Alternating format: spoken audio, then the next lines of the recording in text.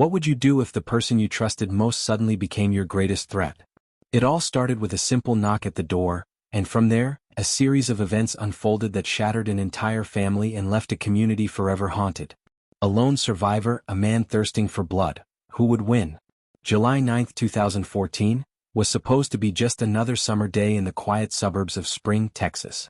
The sun was shining, kids were home from school, and families were nestled safely in their tree-lined neighborhoods. But that peace was broken in an instant when police were called to a horrifying scene inside a modest brick house on Leaflet Lane. Inside they found the bodies of 6 family members, 2 adults and 4 children, executed in cold blood. One person survived, clinging to life. This wasn't a robbery, nothing was stolen. There were no signs of forced entry, no immediate motive, and no suspects fleeing the scene. Just one question hung heavy in the humid Texas air. Who could have done this? To answer that, we have to go back to that July afternoon, to the front door of the Stay family's home on Leaflet Lane. A man showed up dressed as a FedEx delivery worker, clipboard in hand, looking every bit the part, calm, convincing, and in uniform. Nothing alarming. Just a guy delivering a package in the middle of the day. Cassidy Stay, the teenage daughter, answered the door and saw a familiar face. She couldn't quite place him, but he seemed harmless. When he asked for her parents, she told him they weren't home and he left. But he came back. This time he dropped the act. No more FedEx delivery man. He told Cassidy who he was, her mother's sister's ex-husband, Ronald Lee Haskell.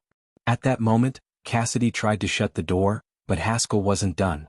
He forced his way in and suddenly the safety of a suburban home was replaced by panic and terror.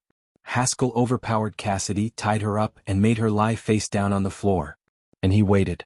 One by one the rest of the family came home, Stephen, Katie, and their 4 children. Each of them was ambushed, bound, and forced to the ground next to Cassidy. No chance to fight back. No time to run. What they didn't know was that Haskell wasn't there to talk or threaten. He was there for blood. When they didn't give him the answers he wanted, where was his ex-wife? Why had she left him? He didn't hesitate. With cold, calculated cruelty, he shot each of them in the back of the head, execution style. He fired at the whole family, 13 shots in total. In mere moments he tried to erase them all. But he failed.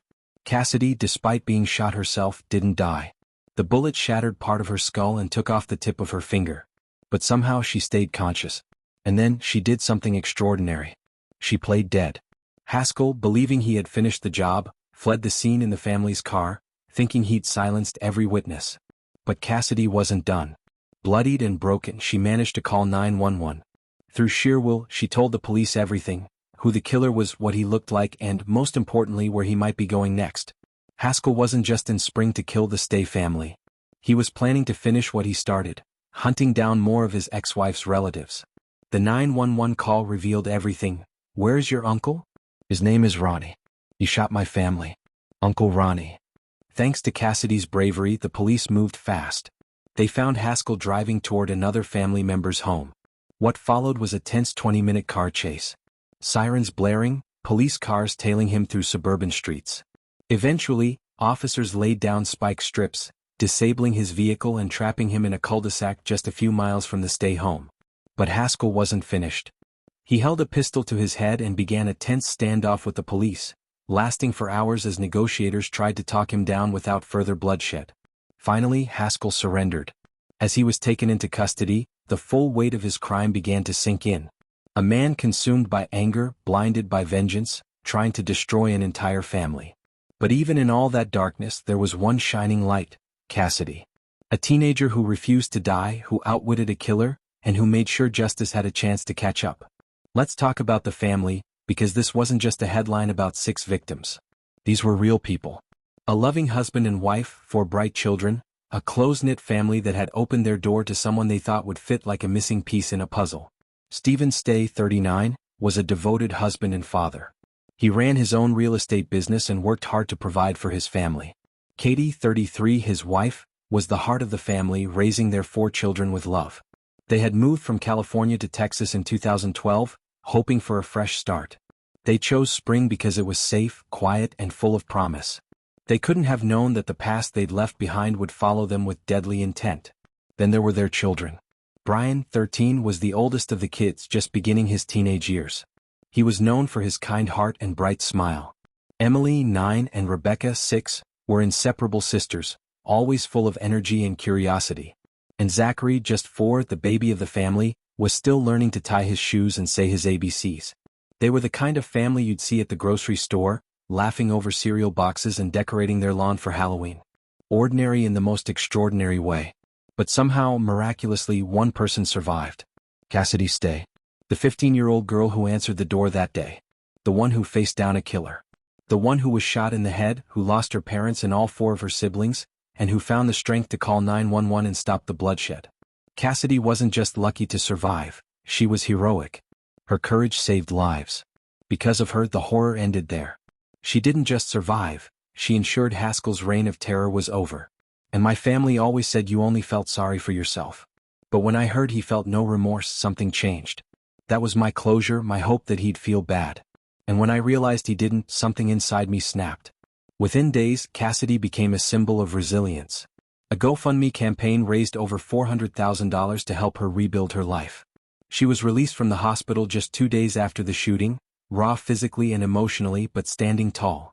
She quoted Harry Potter's Albus Dumbledore saying, "Happiness can be found even in the darkest of times if one only remembers to turn on the light." Now let's pull back the curtain on the man behind the massacre, Ronald Lee Haskell. But before he became a national headline, he was just another kid from San Marcos, California, prom king, class clown. No one expected what he would become. After high school, his life took a dark turn. He spiraled into anger and obsession, his marriage to Melanie K. Lyon unraveling into violence. It all started in 2002 when he married Melanie. But behind closed doors, their life together became toxic, filled with abuse and control. By the time they divorced in 2014, Melanie had fled to Houston with help from her sister, Cassidy Stay. This move would cost Katie her life. Haskell couldn't cope with losing control. The rage from his wife's departure turned into something even darker. He wasn't just seeking revenge. He wanted to destroy everything she had rebuilt. The Stay family had once welcomed him in, but now they were his enemies. Haskell's violence wasn't spontaneous, it was calculated. He didn't snap overnight. He plotted, disguised himself, and executed a plan that would forever haunt his ex-wife's family. But something happened that day that he didn't expect. Cassidy. And she wasn't going down without a fight. After that horrific day on July 9, 2014, when Ronald Lee Haskell stormed into the Stay family home disguised as a FedEx delivery man and unleashed unspeakable violence, the story that followed was one of heartbreak, survival, and a desperate search for answers. Cassidy Stay, the teenage girl who had answered that door and survived a gunshot to the head, suddenly became the central figure in what would become one of Texas' most chilling mass murder cases. But behind Cassidy's bravery was a tangled web of warning signs, missed chances, and a man whose downward spiral had been years in the making. Let's start with Cassidy's incredible fight for survival. Shot in the head and losing part of her finger, she lay motionless on the floor, playing dead as Haskell methodically executed the rest of her family. The bullet shattered part of her skull, but miraculously she stayed conscious. She stayed quiet. She stayed alive. When Haskell finally fled, she gathered whatever strength she had left and called 911. Her call set off a frantic manhunt that led police on a high-speed chase through Spring, Texas. Spike strips brought Haskell's car to a halt in a cul-de-sac, where he held a gun to his own head during a tense standoff lasting hours. Eventually, negotiators coaxed him into surrender, but the damage was done. Cassidy's testimony would be critical, and the public quickly latched onto her as a symbol of resilience. Fundraisers and GoFundMe campaigns poured in, raising hundreds of thousands of dollars to help her rebuild her life. She was released from the hospital just days after the shooting, her physical wounds raw, her emotional scars only beginning to show. Yet, in interviews and public appearances, she showed remarkable strength. Quoting Dumbledore, she reminded the world that happiness can be found even in the darkest of times if one only remembers to turn on the light. But while Cassidy's courage was undeniable, the focus shifted to Ronald Lee Haskell, the man who had shattered so many lives. On the surface, Haskell had once been a popular kid, prom king, class clown, someone with a bright smile and a seemingly normal life. But behind that facade was a man struggling with deep anger, obsession, and a violent streak that had been growing for years. Haskell's marriage to Melanie K. Lyon was a key piece of the puzzle. The couple married in 2002, but by the time their divorce was finalized in early 2014, the relationship had turned toxic. Reports of abuse weren't isolated incidents.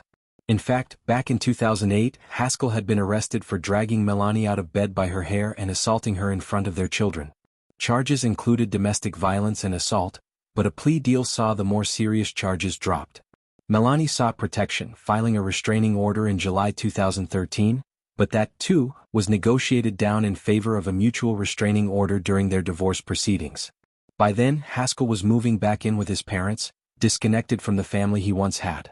Still, his obsession didn't end. Melanie fled to Houston with the help of her sister, Cassidy Stay, the very sister who would later die in the massacre. For Haskell, this was a betrayal he couldn't forgive. His rage festered, turning into a deadly plan. The man who had been a delivery driver stopped working months before the attack and vanished from his old life. Instead, he was plotting revenge, targeting those he blamed for losing his family. But there were even darker warnings. Barely a week before the killings, on July 2, 2014, Haskell's own mother, Carla Jean Haskell, walked into the San Marcos Police Department with a shocking request: a restraining order against her son. She told officers that he had forced her into their garage, tied her wrists with duct tape, strapped her to a chair, and held her captive for 4 hours, threatening to kill his entire family, including his mother herself, because she stayed in contact with his ex-wife. Law enforcement tried to find him, but Haskell was already on the road to Texas, ready to enact his horrific plan. When police finally caught up with him after the Stay family massacre, Haskell was immediately charged with 6 counts of capital murder, facing the death penalty. His initial court appearances were unsettling. At one hearing, he collapsed, shaking uncontrollably, leaving the courtroom in chaos. Whether it was genuine shock or an act was unclear, but the man who had so brutally ended 6 lives now seemed broken. Legal delays dragged the case out for years, with the trial not starting until August 2019, 5 years after the crime. The courtroom became a stage for the grisly details, for painful testimony from survivors, family, and experts. On September 26, 2019, the jury returned a verdict of guilty, not just guilty of murder but capital murder. The evidence was overwhelming. The cold, calculated nature of the crime left no room for doubt about Haskell's intent or cruelty. 2 weeks later, he was sentenced to death by lethal injection and sent to the Allen B. Polunsky Unit, Texas's notorious death row prison. But even as the court battles receded into history, the story's most haunting question remained: how had so many warning signs been ignored? How had a 15-year-old girl like Cassidy Stay been left to face such unimaginable horror alone? The Stay family's funeral was a somber event. Friends, neighbors, and strangers gathered to mourn Stephen, Katie, and their 4 children. The community struggled to make sense of a senseless act, honoring the vibrant lives stolen too soon. Yet Cassidy's survival and bravery cast a lasting light through the darkness. Her story reminded us that even in the worst moments, courage and hope can endure. But this tragedy also raised uncomfortable questions about domestic violence, mental health, and the systems meant to protect vulnerable people. Haskell's violent history, his mother's desperate plea for help, and the leniency he once received highlighted systemic failures that allowed the rage to escalate unchecked. As the community healed, some began asking, could this have been prevented? Were the signs missed or worse, ignored? The answer lies somewhere in the tangled web of family ties, legal battles, and personal demons. The story of Ronald Lee Haskell is a stark reminder that people can hide their darkest sides beneath the most ordinary faces, and that violence often starts long before the headlines scream.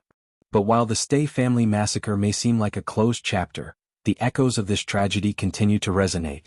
Advocacy groups have used Cassidy's story to raise awareness, pushing for better protections for victims and stronger responses to domestic abuse. The legal system, meanwhile, faces ongoing scrutiny, with questions about how restraining orders and protective measures are enforced. And here's the twist: the story doesn't end with Haskell's conviction. In the months following the sentencing, investigators uncovered evidence suggesting Haskell might not have acted entirely alone. Conversations surfaced hinting at possible accomplices or at least others who knew more than they said. Certain phone records, financial transactions, and mysterious disappearances raised new suspicions. Who else might have been involved? Was there a larger network behind the attack? Or were these just the desperate ramblings of a disturbed mind? These questions reopened wounds and reignited investigations, leading detectives down darker, more complicated paths. Meanwhile, Cassidy herself faced her own battle beyond survival. The trauma of losing her entire family and nearly her own life cast long shadows over her adolescence. Her courage inspired thousands, but the scars ran deep, and the journey to healing was far from over. The Stay family story is more than just a tragedy. It's a lesson about resilience, warning signs, and the need for vigilance. It's about a community ripped apart, then slowly stitched back together by strength and hope. And it's about the truth that can sometimes lie buried beneath layers of pain and silence. The courtroom was heavy with silence as Ronald Lee Haskell was sentenced to death by lethal injection for the brutal murders of the Stay family. The horror of that July day in 2014 had been laid bare for all to see, a man's rage exploding into calculated violence that wiped out 6 innocent lives. But behind the gavel and the verdict was a story that stretched far beyond the courtroom walls, into the depths of trauma, missed warnings, and a community forever changed. After his conviction in September 2019, Haskell was sent to death row at the Allen B. Polunsky unit in Texas, a grim place reserved for the state's most notorious criminals. Yet even as justice was served, many wondered how someone like Haskell could have slipped through the cracks for so long. His history was riddled with violent outbursts and abuse. His ex-wife Melani's pleas for protection, his mother Carla's terrifying account of being held captive, and the restraining orders that tried and failed to contain his fury. The Stay family massacre exposed deep flaws in the system designed to protect victims of domestic violence. Melani's escape to Houston, aided by her sister Cassidy Stay, was meant to be a fresh start, but it only escalated Haskell's wrath. His violence was not sudden, it was years in the making, fueled by obsession and bitterness. Yet the warning signs were overlooked, minimized, or lost in legal delays and compromises. The protective orders, though in place, did little to stop what would come. The community of Spring, Texas, bore the heavy burden of grief and shock. The funerals for Stephen, Katie, and their 4 children, Brian, Emily, Rebecca, and Zachary, were moments of shared sorrow and reflection. Photos of the children smiling bright stood as painful reminders of lives so brutally cut short. The church where they worshipped, the schools where the children laughed and learned, all echoed with a silence that words couldn't fill. But the true beacon of hope and strength was Cassidy Stay, the family's teenage daughter and lone survivor. Shot in the head and left for dead, Cassidy's courage turned the tide. Her 911 call, made from the edge of death, brought police to the scene and set off the chase that ended with Haskell's arrest. Her survival was nothing short of miraculous, and her bravery inspired countless others. Cassidy became a symbol of resilience, proof that even in the darkest times, the human spirit can shine through. Despite the public's admiration, Cassidy faced the immense challenge of healing. The trauma she endured was profound. Losing her entire family in such a violent way and bearing the physical scars of her injuries marked the beginning of a long, difficult journey. Yet she spoke openly about her pain and hope, sharing powerful words that resonated widely. Quoting Dumbledore, she reminded us all that happiness could be found even in the darkest times, if only one remembers to turn on the light. While the legal chapter on Haskell closed with his sentencing, questions about the case's broader implications lingered. How many times had the signs been missed? Could the tragedy have been prevented if the protective orders were enforced more rigorously? What more could have been done to stop a man spiraling deeper into violence and madness? The Stay family massacre prompted communities and lawmakers to re-examine domestic violence laws and enforcement.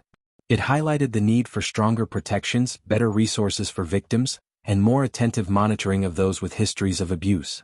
It became a case study in the complexities of domestic violence, showing how often the people we think we know hide dangerous secrets. For the investigators, the case remained a haunting reminder that even the most brutal crimes can have layers of unseen warning signs. The manhunt, the standoff, the courtroom drama. These were just the visible parts of a dark story woven with years of pain, fear, and missed chances.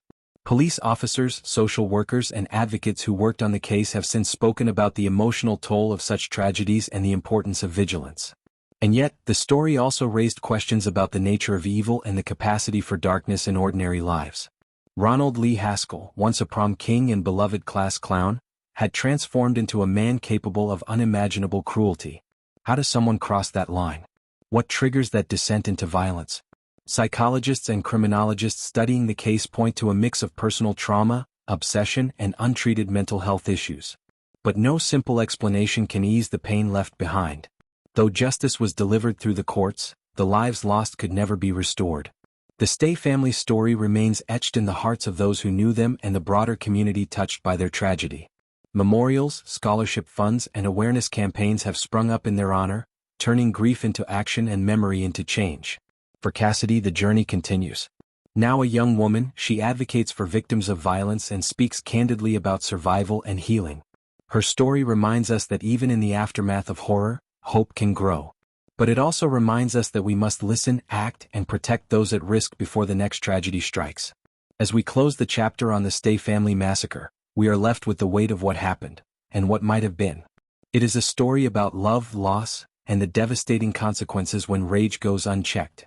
It is a warning that the quiet neighborhoods and familiar faces around us may hide stories we never imagined. The law caught Ronald Lee Haskell, but his crimes echo beyond the prison walls.